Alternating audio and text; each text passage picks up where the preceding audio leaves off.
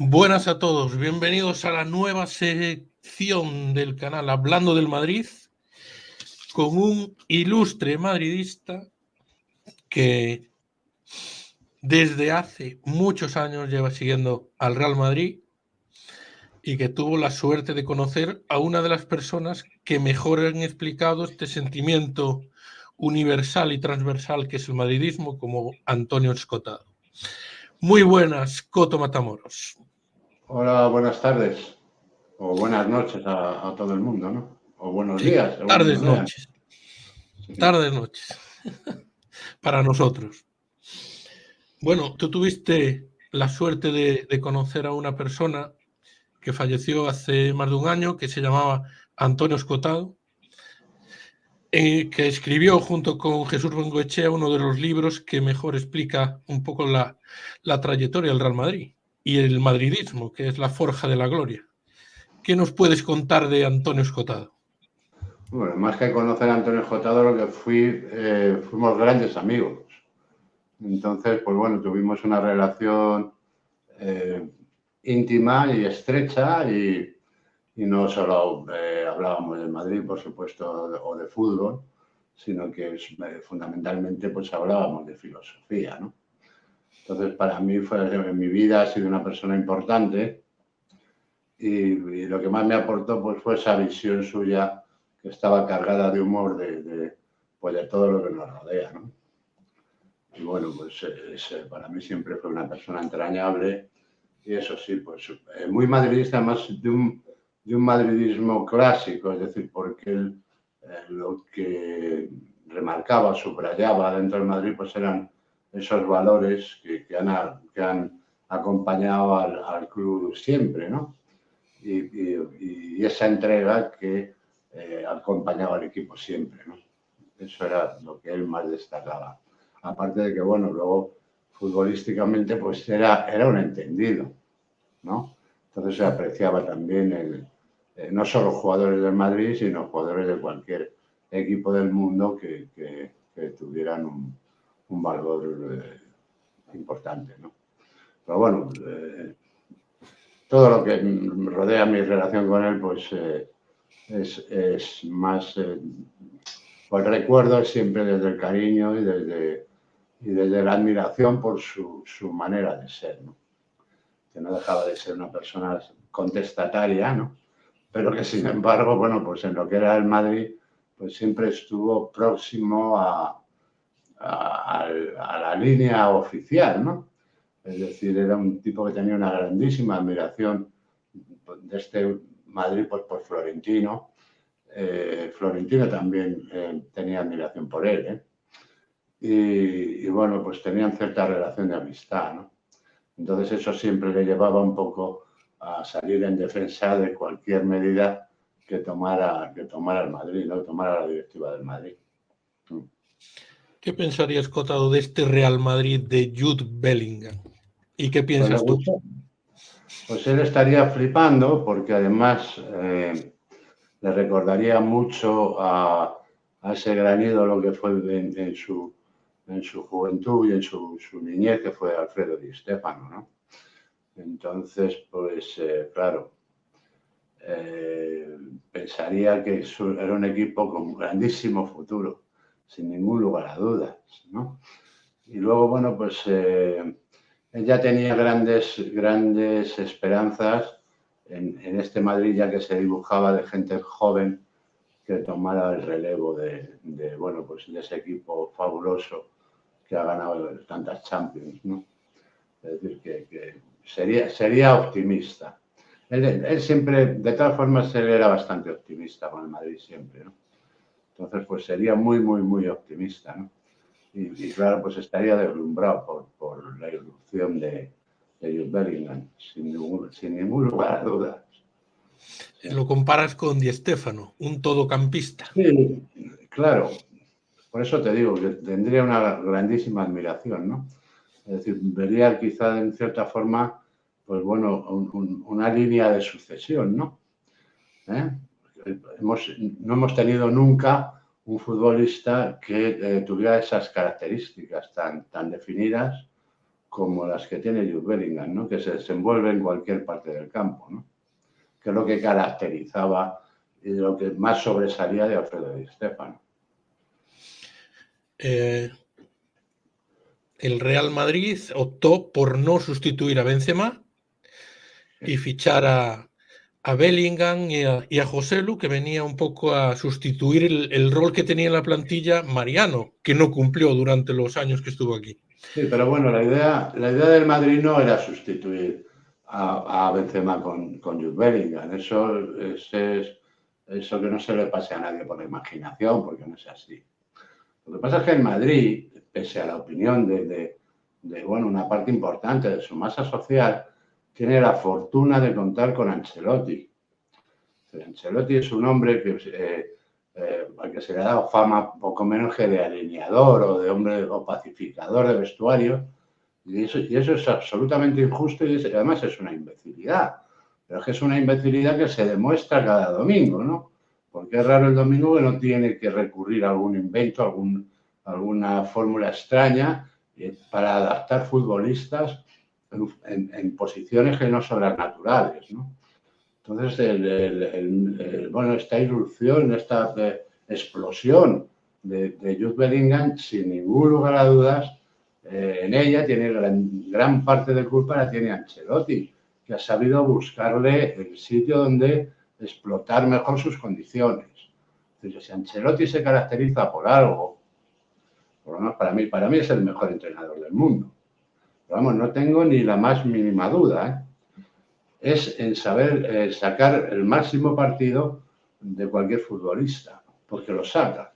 Lo sacó con Militao, que era un hombre al que, bueno, pues para Zidane tenía un papel residual. Lo sacó con Vinicius, que era un hombre condenado por Zidane, lo mismo que Militao. Lo sacó con Valverde, que era un hombre que no tenía ninguna importancia para Zidane.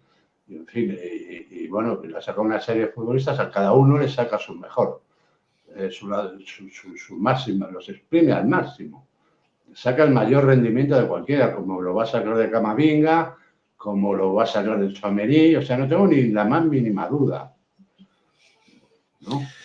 Entonces, El único partido que pierde este año el Madrid, que es en el Wanda Metropolitano, deja a Tchouaméni en el banquillo, sí, y apuesta por Modric, utiliza esa especie de árbol de Navidad, ese 4-3-2-1 que es tan característico de él en otras épocas de su pasado como entrenador.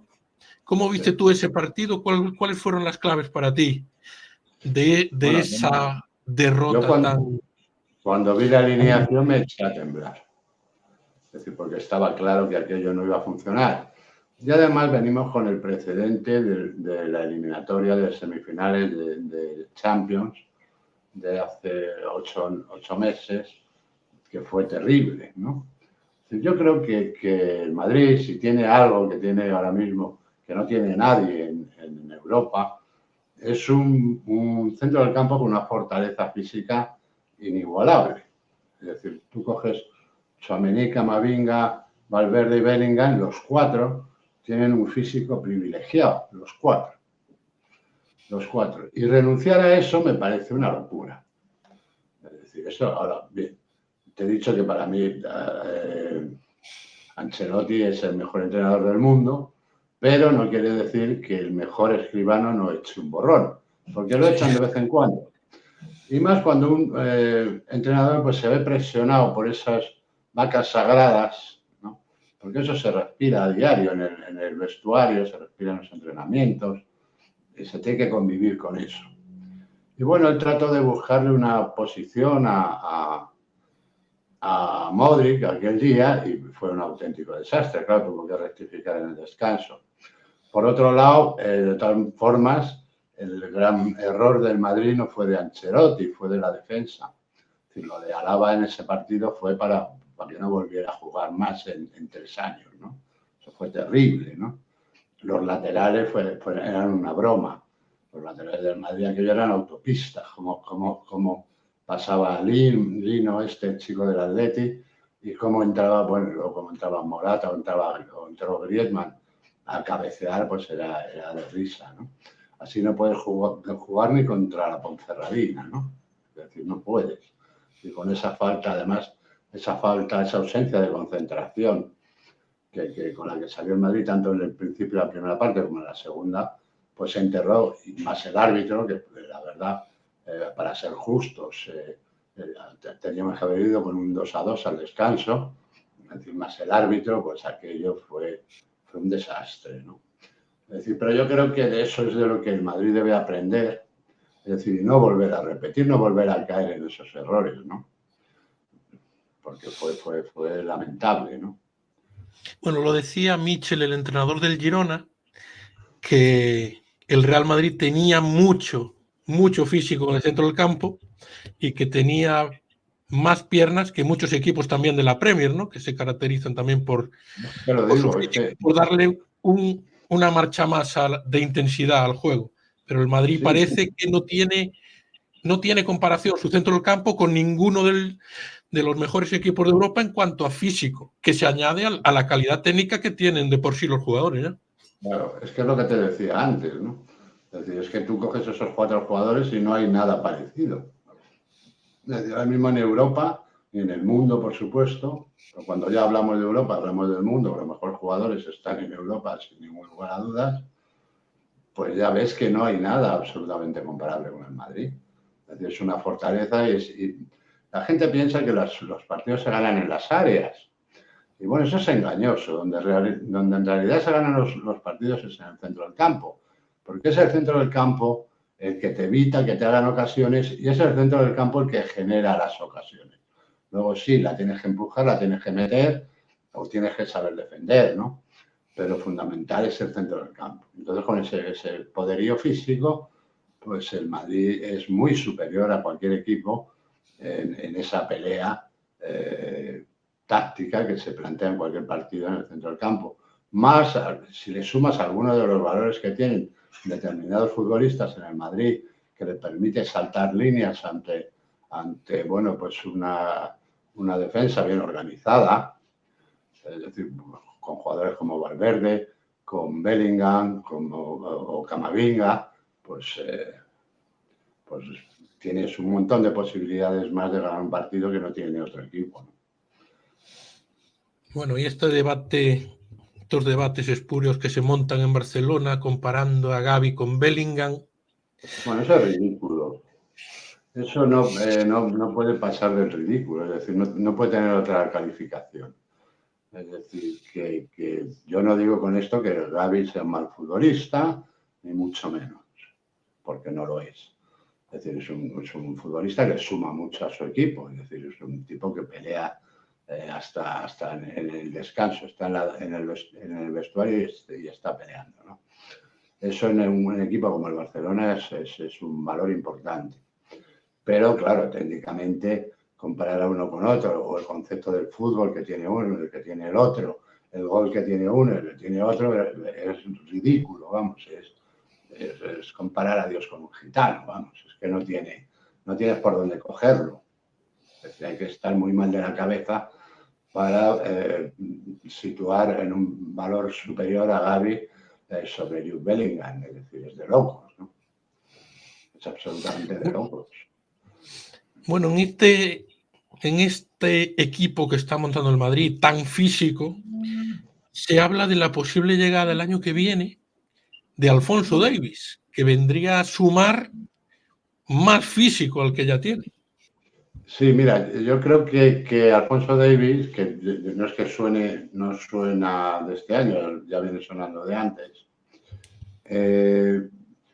lo que nos traería sería un jugador con una velocidad extraordinaria y una profundidad extraordinaria. Es decir, tendríamos un lateral realmente extraordinario para cara al ataque. Es decir, no mejora a Mendy en funciones defensivas, que nadie se piense que Alphonso Davies es un grandísimo defensor, porque es un defensor del montón, pero tiene una profundidad extraordinaria, tiene una velocidad extraordinaria, es un jugador bárbaro, ¿no? Para mí es el mejor lateral izquierdo que hay ahora mismo en Europa, ¿no? O en el mundo.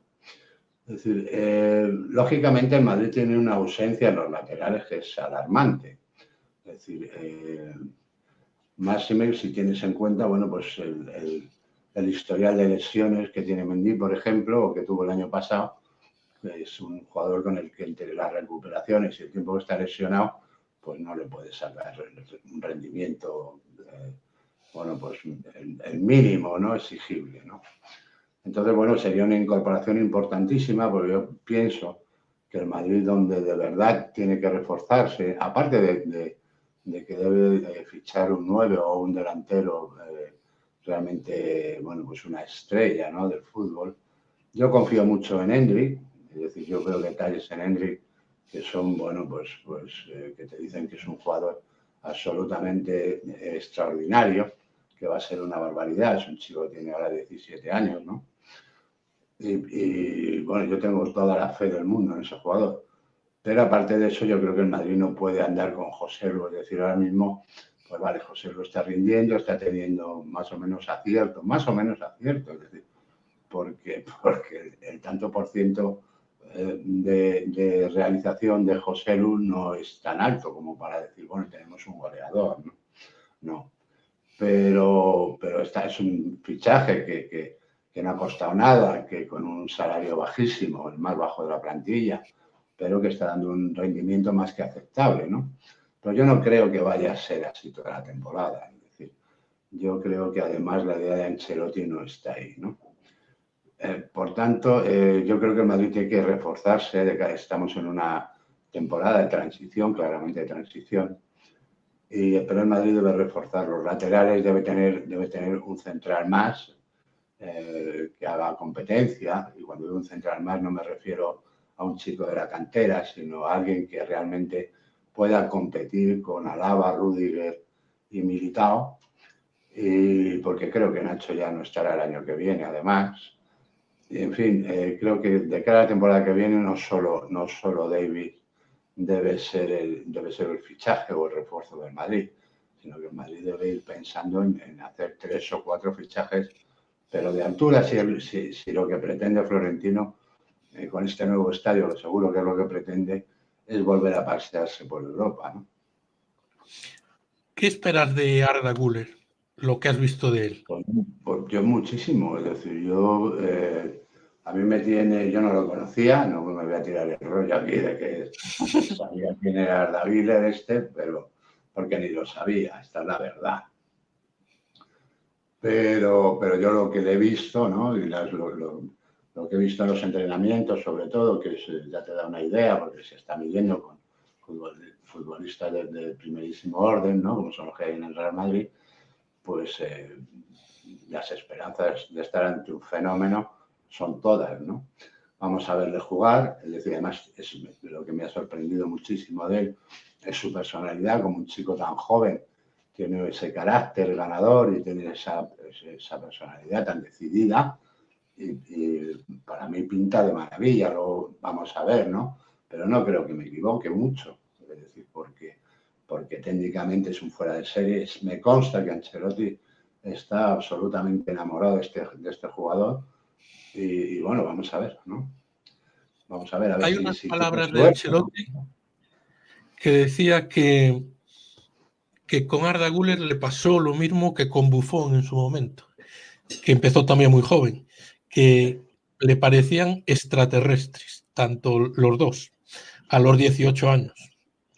Pues yo eso no lo había oído de Ancelotti, pero vamos, es que las cosas que he visto en los entrenamientos me ha dejado pasmado, ¿no? Es decir, se filtran pocas cosas, tampoco se filtran mucho los entrenamientos, pero el chico tiene una técnica depuradísima y además tiene ese descaro que tienen las grandísimas figuras, ¿no?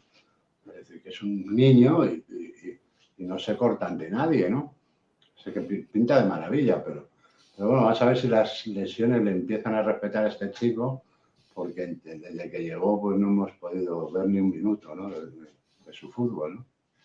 Vamos a ver. Parece que el 28 de octubre podría llegar al Clásico, pero bueno, No, conociendo a Ancelotti igual no lo mete en ese día. no es un escenario para debutar, ni mucho menos, ¿no? Es decir, más yo creo que por delante de él ahora mismo hay gente tocando la puerta, ¿no? Como es Brahim Díaz, que el rato que está jugando, pues está en un nivel muy por encima de Rodrigo, ¿no? Yo creo que esto también Ancelotti, aunque le duela, pues lo debería tener más en cuenta, ¿no?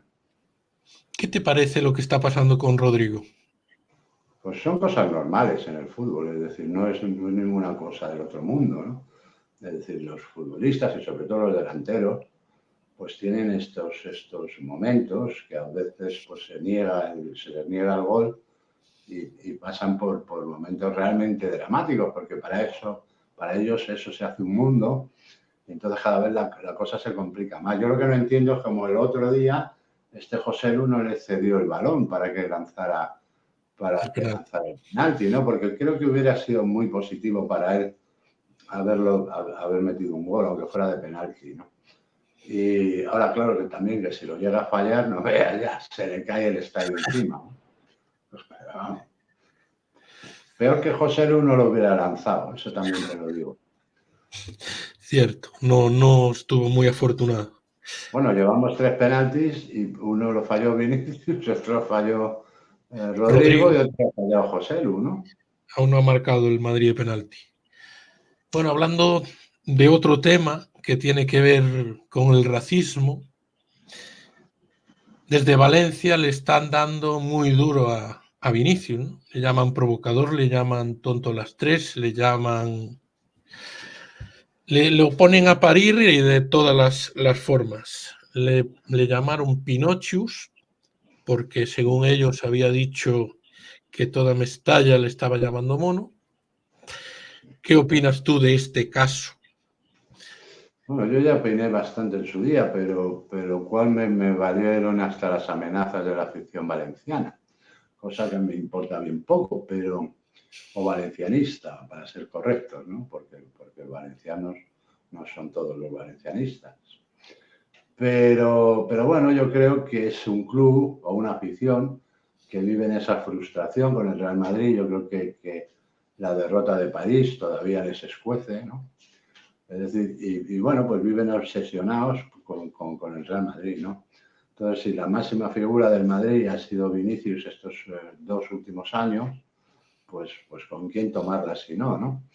Lo que es evidente, yo no quiero decir con esto que es que sean una afición racista al 100%, pero la gente a veces, por joder o por lo que sea, pues dice cosas de las que luego uno se tiene que arrepentir, ¿no? O de las que uno luego se debería arrepentir. Y este es el caso de Vinicius. Es decir, yo no creo que el número de racistas sea tan alto en Valencia, porque en España no lo es. Y bueno, yo conozco bien Valencia y no son precisamente racistas, ¿no? Pero ese comportamiento que tuvieron ese día en su estadio, sí es un comportamiento absolutamente racista. Yo creo que estos comportamientos deberían ser severamente castigados, pero ya no en un juzgado de lo penal, ¿no? Como estamos, sino no. Esto debería ser castigado por la Liga de Fútbol Profesional y por la Federación Española de Fútbol, que hacen como si les importara esto mucho y no hacen nada. Porque esto ha sido la consecuencia de unos actos anteriores que no se han producido en Valencia, que se produjeron en Valladolid, en Barcelona, en Mallorca y en muchísimos campos, ¿no? Entonces luego pues también está la colaboración de los árbitros en todo esto, que son incapaces de parar un partido de fútbol, ¿no? Como lo que pasó en el Wanda Metropolitano, en el que un fiscal pues dijo que estaban en un ambiente de máxima rivalidad y que bueno, pues no pasa nada por llamarle un tío mono, es decirle que se muera, ¿no? Pero bueno, si quieren eliminar esa violencia verbal en el fútbol y ese racismo, pues se deberían tomar medidas y no echarse las manos a la cabeza luego, que por cierto se las echaron porque tenían el Mundial en juego, si no, no hubieran hecho absolutamente nada. Lo que pasa es que como el escándalo ya fue a nivel mundial, pues bueno, es decir, yo veo, bueno, ya no lo veo, pero yo vi en el Chiringuito al Pedro no me acuerdo cómo se apellida. Bravo, Pedro Bravo, el que Pedro presentaba. Bravo, que fue el primer impresentable que le dirigió o profirió insultos racistas contra Vinicius, y allí sigue, ¿no? Es decir, sigue yendo a ese foro, sigue apareciendo en la televisión y bueno, pues ya está, ¿no? Entonces, mientras esto sea así, pues jamás vas a erradicarlo, ¿no? Ahora, si un tío le dice vete a hacer el mono a no sé dónde y ese tío en ese momento, a partir de ese momento, no vuelve a aparecer en un medio, pero de ninguna forma, pues entonces ya eso no se repetiría. Si cuando a un tío en un estadio o en las afueras de un estadio se les empieza a llamar mono y a amenazarle de muerte, a desearle la muerte y no sé qué, bueno, pues ya no volvería a pasar, pues si eso se sanciona. Hace unos días, o con motivo del clásico, pues a una niña de 8 años la agredieron verbalmente a una niña de 8 años, porque llevaba una camiseta de Vinicius, ¿no? Es decir, bueno, esta gente son unos auténticos salvajes, indeseables, que tienen que ser no castigados. Es decir, esta gente no puede volver a acercarse a un estadio de fútbol a 300 metros. Es decir, es que es así, ¿no? Pero eso sería así en cualquier sociedad civilizada, ¿no? Menos en esta, que esta es la sociedad de la hipocresía por excelencia, ¿no? Es decir, que ni siquiera sus clubes se molestan en sancionarlos, ¿no? Es que es terrible. Bueno, con todo lo que se montó en Mestalla ese día, ese partido en concreto, acusando a Vinicius de provocador, cuando Vinicius aún no se había bajado del autobús, había cientos de personas llamándole mono. Entonces, difícilmente Vinicius pudo provocar a la afición valencianista cuando aún no se había ni bajado del autobús, ya le estaban llamando mono. Pero parece que eso no hablan de eso nadie. Pasaron por encima, lo taparon y, bueno, evidentemente a la prensa valencianista le interesa vender periódicos y que los escuche su afición y qué es lo que vende allí y es de lo que han hablado, de lo provocadores y tapan lo demás. Somos una sociedad que está profundamente alienada, ¿no? Es decir, la mayoría de la gente que va a un estadio de fútbol pues no se distinguen por su juicio crítico, ¿no? Entonces, cuando en algo, además, como es el fútbol, lo que entra en el juego son los sentimientos, porque es un sentimiento, es decir, entramos en la irracionalidad. Entonces, la gente tiende a comportarse con un nivel de irracionalidad tremendo, ¿no? Con lo cual, bueno, pues todo esto es fruto de eso, ¿no? De la falta de juicio crítico, de la falta de análisis, de la falta de todo. Es decir, y luego también, pues claro, por la falta de educación, ¿no? Tampoco somos en España una sociedad que se caracterice por su conciencia cívica, ¿no? Sino todo lo contrario. Entonces, bueno, pues se produce todo esto, pero también te digo que lo mismo que se ha producido en Valencia se puede producir en cualquier parte. Es decir, que es que no es algo que uno tenga que decir, bueno, es que esto solo se puede producir en Valencia. No, no. Esto se puede producir en cualquier campo de España, pero precisamente por todo eso. Entonces, cuando ya desde la irresponsabilidad de determinados medios, encima todo esto se alimenta, como ha sido el último caso de la portada esa del TVO ese de mierda de Valencia, pues bueno, pues si hubiera habido esta semana un Valencia-Real Madrid, pues la hubiéramos tenido otra vez. Pero no lo dudes, pero ni un instante, ¿no? Puedes tener la completa seguridad.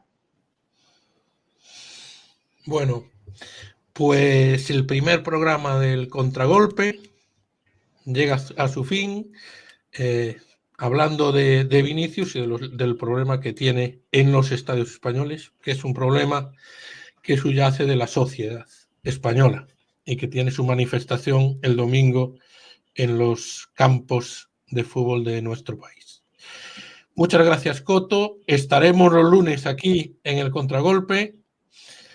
Primer programa. Un abrazo muy fuerte. Nos vemos el próximo lunes. Un abrazo cósmico a todos los que nos escuchan. Espero que cada día seamos más. Y nada, decirte que ha sido un placer. Y aquí estoy. Igualmente. Que haga falta. Igualmente. Un fuerte abrazo. Un fuerte abrazo. Un saludo, cracks.